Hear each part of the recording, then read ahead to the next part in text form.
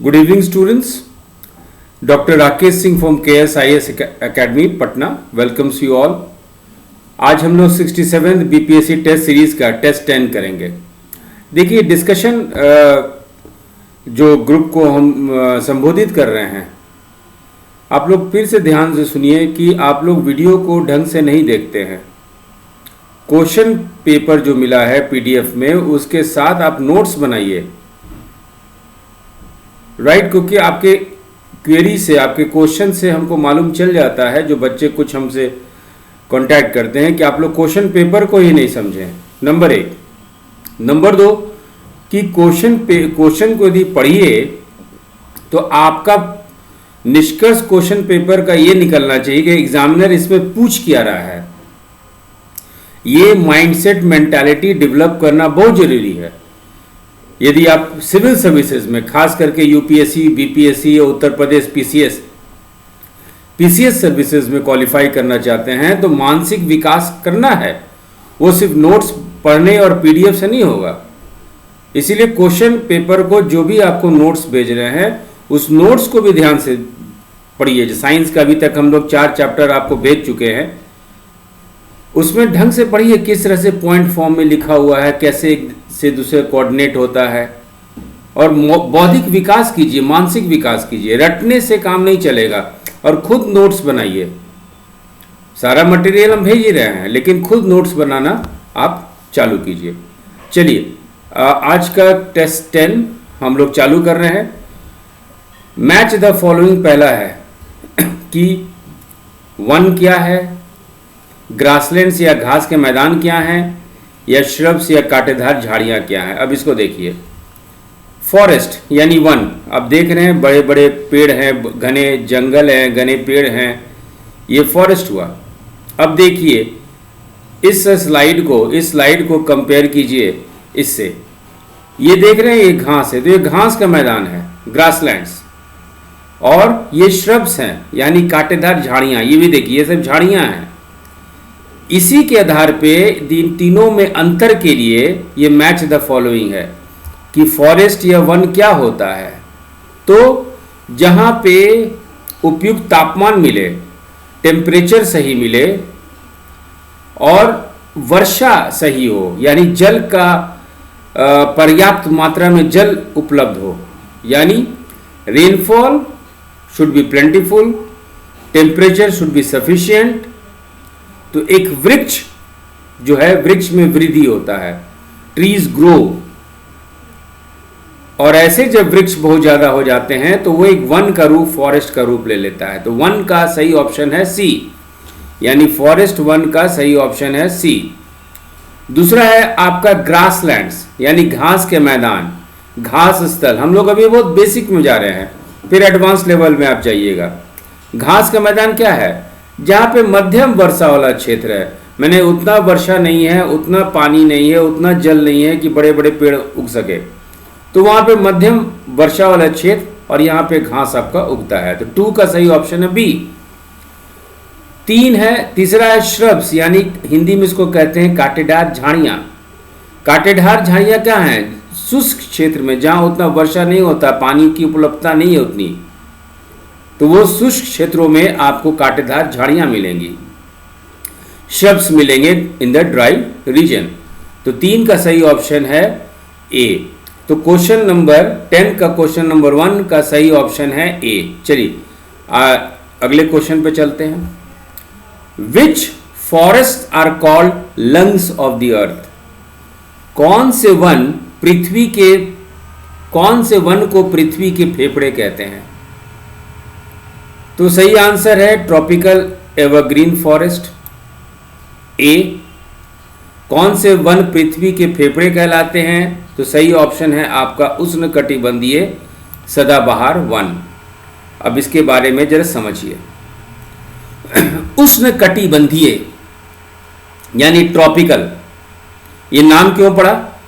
क्योंकि ये देखिए, ये है आपका कर्क रेखा, इंग्लिश में बोलते हैं इसको ट्रॉपिक ऑफ कैंसर, और ये बोलते हैं, ये है आपका मकर रेखा, हिंदी में बोलते हैं, इंग्लिश में बोलते हैं ट्रॉपिक ऑफ कैप्रिकॉर्न.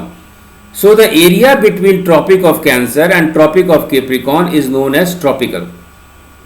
वो क्षेत्र जो कि कर्क रेखा उत्तर में और मकर रेखा दक्षिण के बीच में स्थित है उसको हम लोग उष्णकटिबंधीय क्षेत्र कहते हैं। ये ऑरेंज वाला भाग जो है पूरा आपका उष्णकटिबंधीय क्षेत्र है। नंबर 1। अब जो देखिएगा इस क्षेत्र में, इस क्षेत्र की खासियत क्या है कि पूरे साल यहां पे सूर्य की रोशनी मिलती है, मींस टेम्परेचर इज सफिशिएंट। तो एक घने वृक्ष होने के लिए, जंगल होने के लिए तापमान और पानी की जरूरत होती है।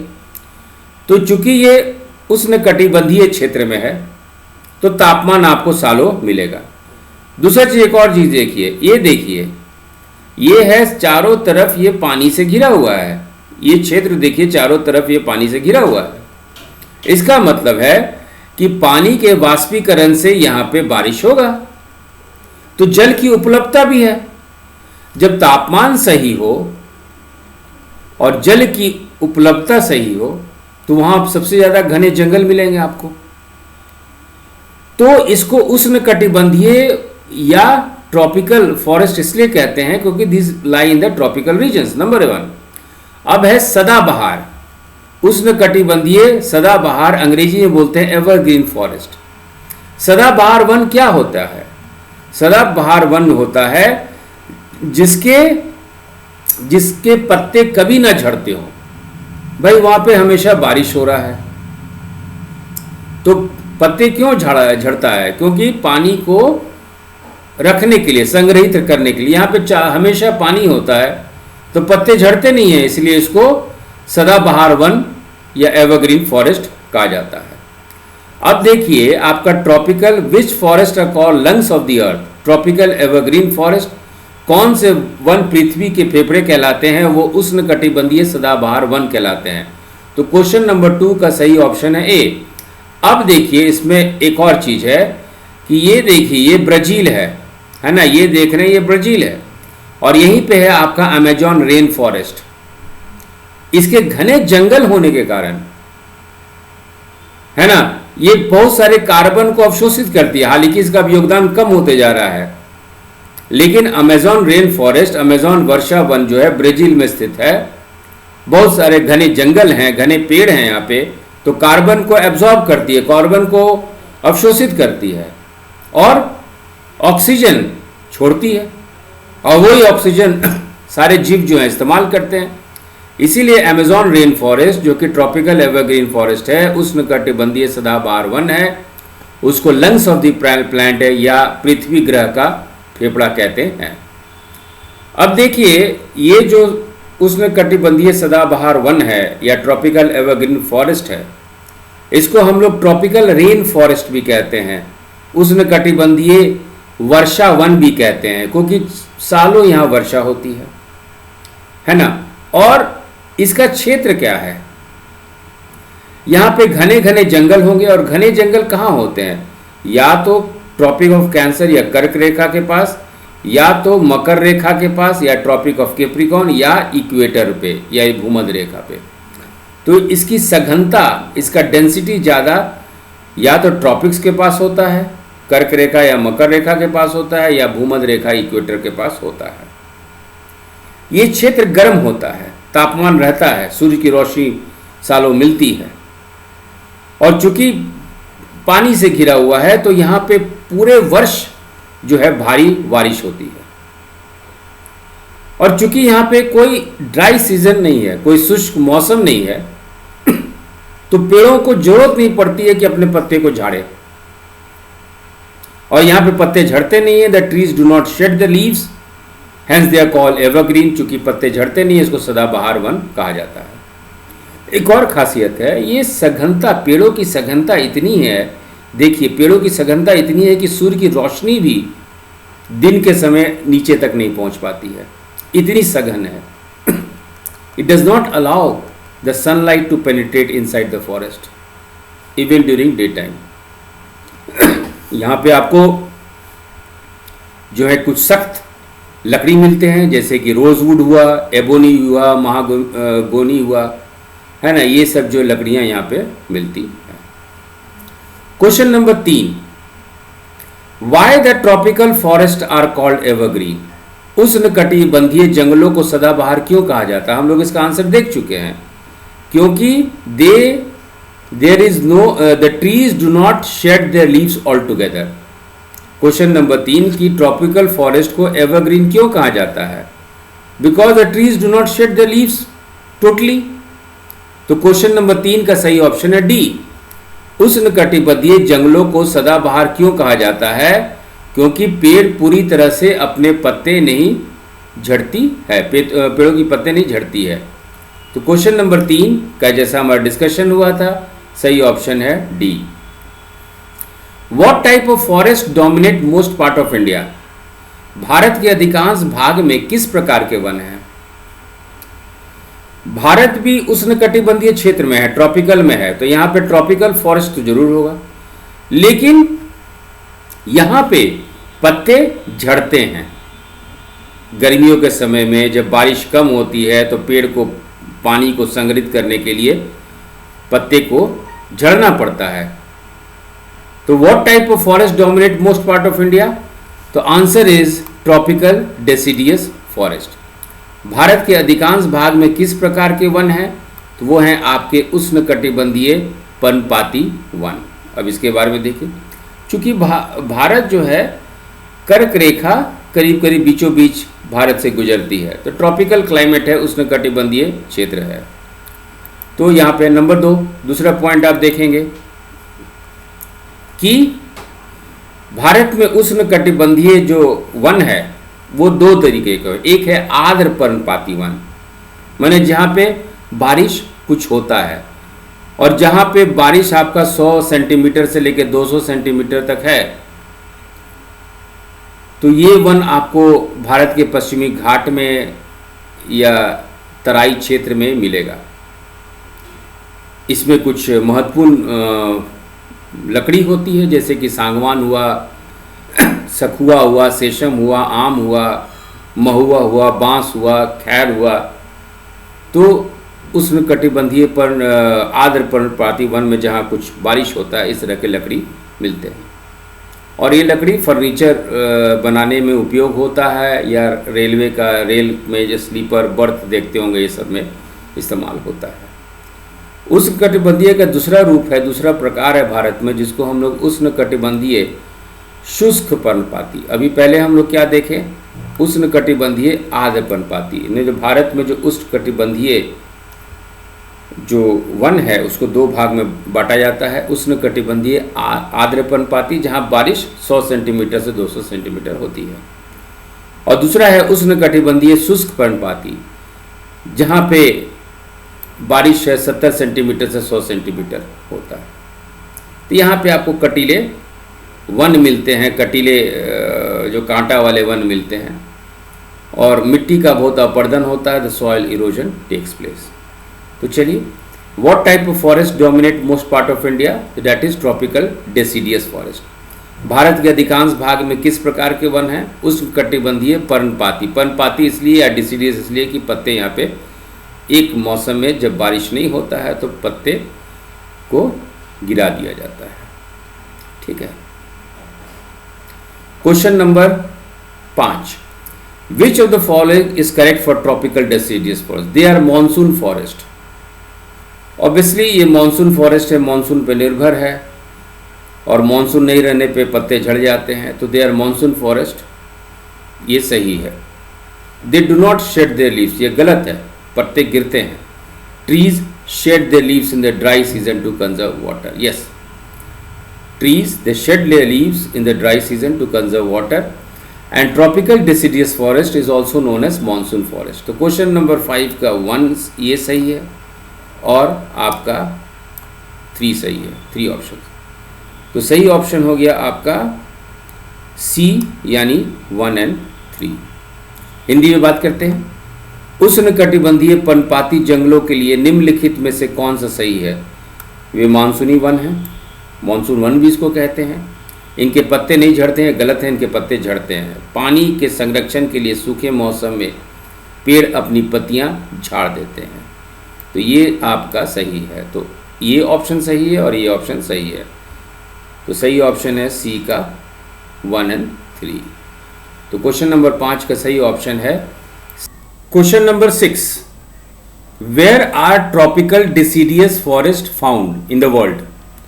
उष्णकटिबंधीय पर्णपाती वन कहाँ पाए जाते हैं? तो ये आपको मिलता है इंडिया में, मिलेगा नॉर्दर्न ऑस्ट्रेलिया में और सेंट्रल अमेरिका में। उष्णकटिबंधीय पर्णपाती वन कहाँ पाए जाते हैं? उत्तरी ऑस्ट्रेलिया, मध्य अमेरिका और भारत में। तो सही ऑप्शन है ई। चलिए क्वेश्चन नंबर 7। क्वेश्चन नंबर 7 से पहले हम लोग बात कर ले रहे हैं। ये है इंडिया, यहाँ उष्णकटिबंधीय पर्णपाती वन ट्रॉपिकल डेसिडियस फॉरेस्ट मिलते हैं। फिर है नॉर्दर्न ऑस्ट्रेलिया, ऑस्ट्रेलिया है उसका उत्तरी भाग है। और ये है पार्ट हो गया आपका सेंट्रल अमेरिका। जो ग्रीन ग्रीन देख रहे हैं वही है आपका ट्रॉपिकल डेसिडियस फॉरेस्ट या उष्णकटिबंधीय पर्णपाती वन, इंडिया, उत्तरी ऑस्ट्रेलिया, नॉर्दर्न ऑस्ट्रेलिया और ये आपका सेंट्रल अमेरिका। चलिए आगे क्वेश्चन देखते हैं। Which of the following are hardwood trees? निम्नलिखित में से कौन से ड्रिड कास्ट है ना, जो लकड़ी बहुत मजबूत होते हैं, कौन कौन सा है? तो वो है आपका साल, टीक, नीम, शीशम, है ना। तो ए और बी आंसर है। निम्नलिखित में से कौन से ड्रिड कास्ट लकड़ी के पेड़ हैं? साल है, टीक है, नीम है और शीशम है। अब हम लोग बात करते हैं which of the following a soft wood? कौन सा मुलायम पेड़ है? तो वो है आपका ओक, पाइन और यूकेलिप्टस। क्वेश्चन नंबर 7 में ए और बी ऑप्शन सही है। क्वेश्चन नंबर 8 में सी और डी ऑप्शन सही है, यानी ई ऑप्शन लगेगा। What is common among south east USA, south China and south east Brazil? दक्षिण पूर्व यूएसए, दक्षिण चीन और दक्षिण पूर्व ब्राजील में क्या आम बात है? तो ये देखिए, ये है साउथ ईस्ट चाइना, ये देख रहे हैं भाग, साउथ ईस्ट चाइना, ठीक है। दूसरा है आपका साउथ ईस्ट यूएसए, ये है आपका दक्षिण पूर्व अमेरिका का, ये पोर्शन देख रहे हैं, ये वाला पोर्शन, तो इसका ये दक्षिण पूर्व ये भाग है, ठीक है। और तीसरा है आपका साउथ ईस्ट ब्राजील, दक्षिण पूर्व ब्राजील, ये है ब्राजील और इसकी ये बात दक्षिण पूर्व, ये हम लोग बात कर रहे हैं ये बात। तो क्वेश्चन में है साउथ चाइना, ये भाग, साउथ ईस्ट यूएसए, दक्षिण पूर्व यूएसए और साउथ ईस्ट ब्राजील। क्वेश्चन इसके ऊपर है। They are located in the mid latitudinal coastal region, ये मध्य अक्षांशीय तटीय क्षेत्र में स्थित है, मध्य अक्षांश। ये महाद्वीपीय के पूर्वी किनारे में स्थित है, ये देखिए, ये आपका उत्तरी अमेरिका के पूर्वी किनारे में है, दक्षिण अमेरिका के पूर्वी किनारे में है और एशिया के पूर्वी किनारे में चीन है। तो ये महाद्वीप के पूर्वी किनारे में स्थित है, ये भी सही है। इनमें शीतोष्ण सदाबहार वन स्थित है।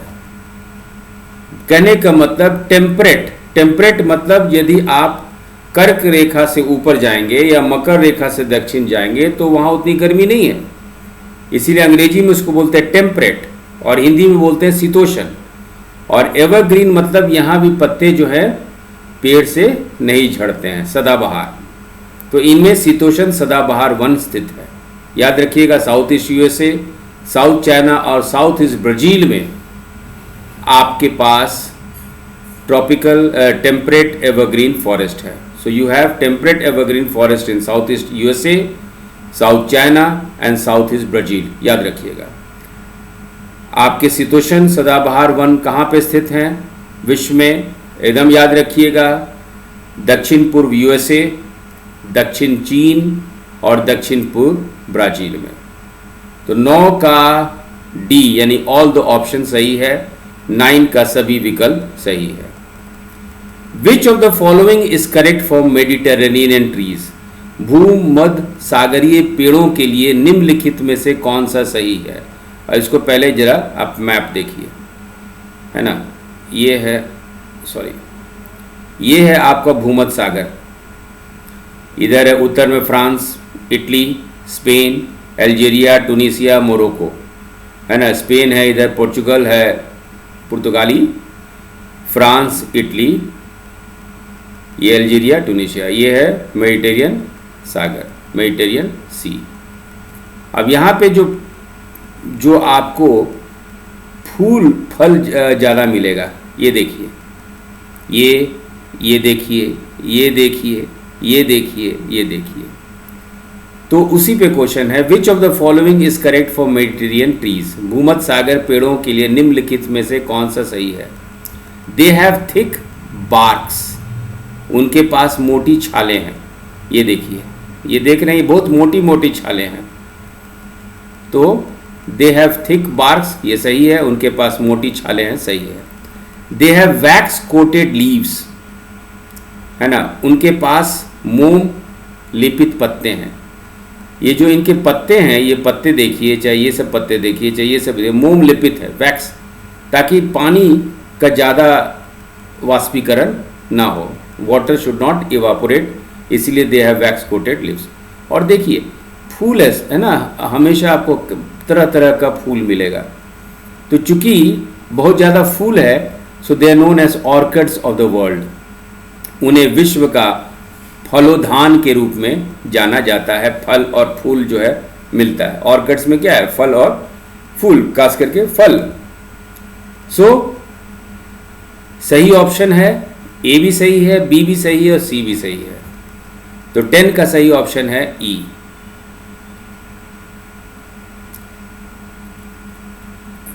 अब चलते हैं हम लोग जरा साइंस एंड टेक्नोलॉजी की बात करते हैं। क्वेश्चन नंबर 11 बहुत इंपॉर्टेंट है। Who said the following words, there is plenty of room at the bottom. निम्नलिखित शब्दों को किसने कहा, there is plenty of room at the bottom. सही आंसर है A, Richard Feynman, Richard Feynman. अब देखिए, plenty of room at the bottom, इसी शब्द से साइंस एंड टेक्नोलॉजी में नैनो टेक्नोलॉजी की बात आई। नैनो मतलब अति सूक्ष्म। अब सवाल उठता है कि हम लोग तकनीक को इस तरह से विकसित करें कि छोटे छोटे रूप में सब आ जाए, है ना। छोटा सा मोबाइल फोन जो कि कंप्यूटर भी काम कर ले, आप उस पर फिल्म भी देख सकते हैं। तो नैनो टेक्नोलॉजी, नैनो कार क्यों, छोटा कार है। तो सवाल उठता है कि इतना बड़ा में हम लोग बनाते हैं, छोटे में कैसे बनाएं। तो रिचर्ड फेनमैन बोले कि आप एटम के लेवल पे जाइए, एटम के लेवल पे जाइए और देखिएगा उसके बीच में जो स्पेस है वहीं पे काम करने का शुरुआत कीजिए। और यहीं से नैनो टेक्नोलॉजी की पढ़ाई और अध्ययन और कार्य चालू हो गया। तो who said the following words, there is plenty of room at the bottom. Richard Feynman द्वारा ये शब्द कहा गया था। इसमें एक और चीज़ याद रखिएगा, ये है रिचर्ड फेनमैन और यही नैनो टेक्नोलॉजी का शुरुआत किए थे। लेकिन याद रखिएगा कि ये जो शब्द है नैनो टेक्नोलॉजी, ये शब्द दिए हैं प्रोफेसर नोरियो टानीगुची। आपका रिचर्ड फेनमैन के द्वारा नैनो टेक्नोलॉजी की अध्ययन की शुरुआत हुई। लेकिन जो नैनो टेक्नोलॉजी शब्द है ये दिए हैं नोरियो तानीगुची। ये आपके नोट्स में रहना चाहिए, इंपॉर्टेंट है। चलिए question number 12, who invented STM technique. STM technique का आविष्कार किसने किया। देखिए एसटीएम टेक्निक का फुल फॉर्म होता है scanning tunneling microscopy. Scanning tunneling microscopy, ये आपके नोट्स में होना चाहिए, इंग्लिश मीडियम चाहे हिंदी मीडियम। और 1981 में 1981 में आईबीएम जो कंपनी है उसके 2 साइंटिस्ट थे, एक का नाम था गर्ट बिनिग और दूसरे का नाम था हेनरिक रोहर। एक का नाम था गर्ट बिनिग और दूसरे का नाम था हेनरिक रोहर।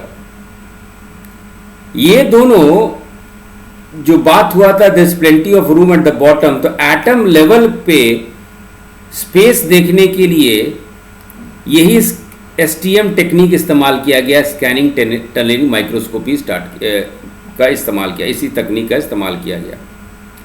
तो हु इन्वेंटेड एसटीएम टेक्निक, तो सी गर्ड बिनिंग और डी हेनरिक रोहर। तो क्वेश्चन नंबर 12 का सही ऑप्शन है सी और डी यानी ई ऑप्शन।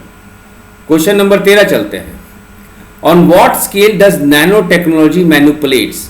नैनो टेक्नोलॉजी किस पैमाने पर हेरफेर करती है? तो वो परमाणु के लेवल पे, एटॉमिक लेवल पे हेरफेर करती है, उसके बीच में जगह देखती है और सब चीज को फिट करने का कोशिश करती है। अब देखिए बहुत सारा अब बैग है, आप उसमें किताब रखते हैं, है ना, और देखते हैं कि बहुत बड़ी बैग की जरूरत पड़ रही है, लेकिन आप देखेंगे किताब को रखने पे कुछ कहीं कहीं छोटा जगह पड़ जाता है, छोटा छोटा जगह खाली मिल जाता है। तो इसी छोटा जगह खाली जगह में आप चाहते हैं कि चलो इसमें पेंसिल बॉक्स रख दें, यानी पूरे जगह का आप इस्तेमाल किए। तो एटम में भी जो स्पेस है उसी को इस्तेमाल किया गया और वही नैनो टेक्नोलॉजी कहलाया। तो नैनो टेक्नोलॉजी है एटम के आधार पर, परमाणु के आधार पर काम करती है। तो 13 का सही ऑप्शन है ए। 14 what is piezo electric effect? दाब विद्युत इफेक्ट क्या है या पीजो इलेक्ट्रिक इफेक्ट क्या है? आप देखिएगा कोई कुछ पदार्थ होंगे, कोई सॉलिड होंगे, ठोस पदार्थ होते हैं, और उस पर यदि फोर्स लगाएंगे, यांत्रिक बल लगाएंगे, मैकेनिकल फोर्स लगाएंगे, तो उसमें एसी करंट आने लगता है। तो उस मैकेनिकल बल लगने से जो आपका विद्युत जनरेट होता है, इलेक्ट्रिसिटी जनरेट होता है, उसी को हम लोग पीजो इलेक्ट्रिक इफेक्ट कहते हैं। तो 14 का सही ऑप्शन है ability of the materials to generate an AC voltage when subjected to mechanical stress. 14 का बी दाब विद्युत या पीजो इलेक्ट्रिक इफेक्ट क्या है? तो कुछ ठोस पदार्थों पर यांत्रिक प्रतिबल लगाने पर उन पर आवेश एकत्रित हो जाता है, उसी को हम लोग कहते हैं piezo electric effect. Question number 15 थोड़ा साइंस हटके। Which among the following is correct for Bhutan? Bhutan के लिए निम्नलिखित में से कौन सा सही है? देखिए भूटान आपके सार्क देशों का एक सदस्य है और 2016 का ये सर्वे था कि भूटान में क्या क्या है।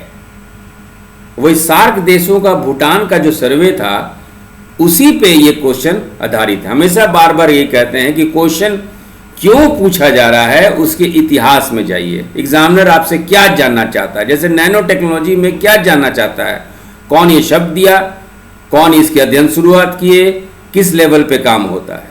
उसी तरह क्वेश्चन नंबर 15 में जो इसका आधार है कि 2016 में सार्क देशों का सर्वे हुआ और क्या पाया गया? In South Asia Bhutan ranks first in economic freedom. Bhutan के लिए निम्नलिखित में से कौन सा सही है? दक्षिण एशिया में भूटान आर्थिक स्वतंत्रता में पहले स्थान पे है, ये सही है, ये सही है। अब दूसरा बी ऑप्शन देखते हैं। In South Asia Bhutan ranks first in ease of doing business. दक्षिण एशिया में भूटान व्यापार सुगमता में पहले स्थान पर है, माने वहां करप्शन वर्शन नहीं, आराम से सब काम हो जाता है। C in South Asia Bhutan ranks least in corruption. भाई ए और बी सही है तो सी भी सही होगा कि दक्षिण एशिया में भूटान जो है भ्रष्टाचार में सबसे निम्न स्तर पे है। तो 15 का सही ऑप्शन है डी, सभी विकल्प, all the option. Question number 16 who has pioneered the concept of gross national happiness? सकल राष्ट्रीय खुशहाली की अवधारणा किसने दिया? देखिए सब देश जो है सकल राष्ट्र उत्पाद, सकल घरेलू उत्पाद, ग्रॉस डोमेस्टिक प्रोडक्ट, मतलब उत्पादन के आधार पे अपना आर्थिक वृद्धि को नापते हैं। ग्रॉस डोमेस्टिक प्रोडक्ट, सकल घरेलू उत्पाद, यानी कितना उत्पादन हुआ, उसका मार्केट वैल्यू कितना है ना। यदि हम लकड़ी से फर्नीचर बनाए तो कितना में बिकेगा, तो इसके आधार पे आर्थिक समृद्धि और वृद्धि और इकोनॉमिक ग्रोथ नापा जाता है। लेकिन एक देश है जो ये आर्थिक मापदंड नहीं लगाता है, वो बोलता है कि कौन सा देश है ना, कौन सा देश है वो अपना आर्थिक वृद्धि नापने के लिए ये देखता है कि उनके लोग है ना, वहां के लोग कितने खुश हैं, और उसी का नाम दिया गया है ग्रॉस नेशनल हैप्पीनेस, सकल राष्ट्रीय खुशहाली। तो ये देश है भूटान। तो 16 who has pioneered the concept of gross national happiness, that is your B Bhutan. सकल राष्ट्रीय खुशहाली की अवधारणा किसने दिया, तो बी भूटान। ठीक है, 16 का सही ऑप्शन है भूटान। ये जो ग्रॉस नेशनल हैप्पीनेस है, ये सकल राष्ट्रीय खुशी जो है, भूटान के चौथे राजा थे जिनका नाम था किंग जिग्मे सिंगिए वांगचुक या जिग्मे वांगचुक, याद रखिएगा।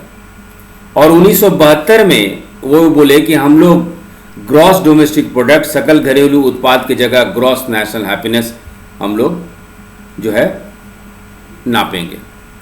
यहाँ तक कि संयुक्त राष्ट्र भी 2011 में इसको मान्यता दी कि नहीं, ग्रॉस नेशनल हैप्पीनेस, सकल राष्ट्रीय खुशहाली से भी हम लोग आर्थिक गतिविधियों को देख सकते हैं।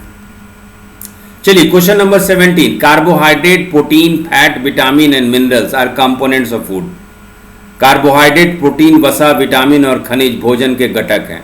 ये देखिए, ये भोजन के घटक है। ये खाइएगा तो कार्बोहाइड्रेट मिलेगा, ये खाइएगा, मछली खाइएगा तो प्रोटीन मिलेगा, है ना, ये खाइएगा तो फैट मिलेगा, केला खाइएगा तो विटामिन मिलेगा, मिनरल मिलेगा, वाटर मिलेगा। ये सब खाने के घटक हैं। इनको क्या बोला जाता है, इनको बोला जाता है अंग्रेजी में न्यूट्रिएंट्स और हिंदी में बोलते हैं पोषक तत्व। तो कार्बोहाइड्रेट, प्रोटीन, वसा, विटामिन और खनिज भोजन के घटक हैं और इनको कहा जाता है पोषक तत्व। यानी 17 का सही ऑप्शन है ए।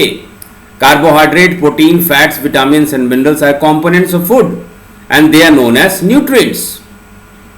ठीक है, question number 18, which of the following are used by plants to prepare food. पौधों द्वारा भोजन तैयार करने के लिए निम्नलिखित में से कौन सा तत्व उपयोग किया जाता है। देखिए, पौधा जो है प्रकाश संश्लेषण के द्वारा खुद अपना भोजन बनाता है। Plants manufacture their own foods through the process of photosynthesis. अब ये फोटोसिंथेसिस के प्रोसेस में, प्रकाश संश्लेषण के प्रक्रिया में किसी भी पौधे को क्या क्या चीज की जरूरत होती है, यही क्वेश्चन नंबर 18 है। तो किस किस चीज की जरूरत होती है बच्चों, तो वाटर की जरूरत होती है, कार्बन डाइऑक्साइड की जरूरत होती है और मिनरल्स की जरूरत होती है। किस किस चीज की जरूरत होती है, पानी की, कार्बन डाइऑक्साइड की और खनिज पदार्थ की।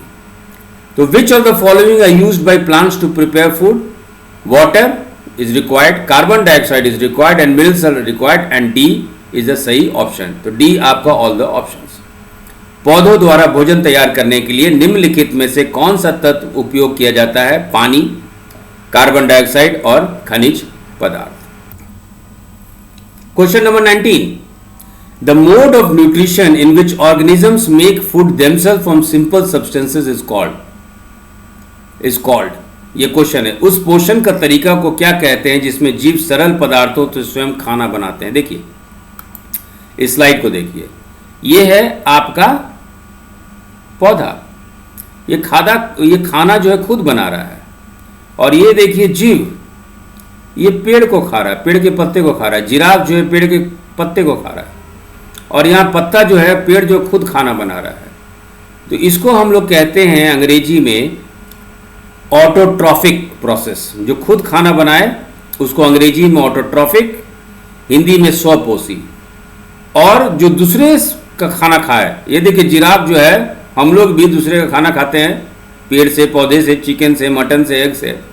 हम लोग क्या हैं, हीटरोट्रॉपिक यानी विषमपोषी। क्वेश्चन 19 वही है, the mode of nutrition in which organisms make food themselves from simple substances is called autotrophic. 19 का ए। उस पोषण का तरीका को क्या कहते हैं जिसमें जीव सरल पदार्थों से स्वयं खाना बनाते हैं, उसको कहते हैं स्वपोषण। ठीक है बच्चों। Question number 20, which part of the plant absorb water and minerals from the soil. पौधे का कौन सा हिस्सा मिट्टी में से पानी और खनिजों को अवशोषित करती है। बहुत आसान है, ये है पौधे का ये हिस्सा जिसको कि हम लोग जड़ कहते हैं, रूट्स कहते हैं। ये सॉइल से वाटर लेती है, सॉइल से मिनरल्स लेती है ना।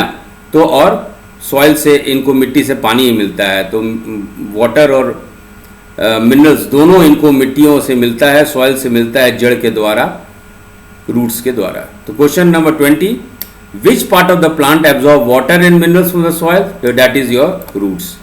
पौधे का कौन सा हिस्सा मिट्टी से पानी और खनिजों को अवशोषित करता है, पानी और खनिज दोनों को? वो है आपका जड़। तो 20 का सही ऑप्शन है ए। 20 का सही ऑप्शन है A. Question number 21, through which part of the plant carbon dioxide enters? Carbon dioxide संयंत्र के किस हिस्से से प्रवेश करता है? देखिए, इसको पहले स्लाइड से देखिए। ये आपका पेड़ का जो पत्ता आप देखेंगे, किसी भी पेड़ का पत्ता देखेंगे तो उसमें इस तरह से ये बड़ा करके दिखाया गया है। एक छोटा सा छेद होता है, छिद्र होता है, पोर्स होता है, उसको कहते हैं हम लोग स्टोमेटा।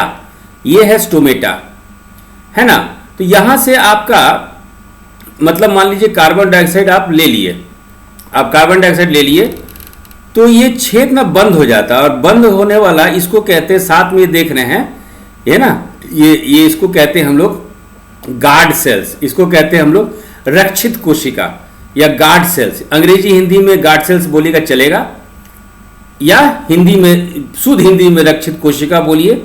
और ये छिद्र है, ये छिद्र है, इसी को हम लोग स्टोमेटा बोलते हैं। याद रखें, इसी को हम लोग स्टोमेटा बोलते हैं। क्वेश्चन इसी पे है कि through which part of the plant carbon dioxide enters.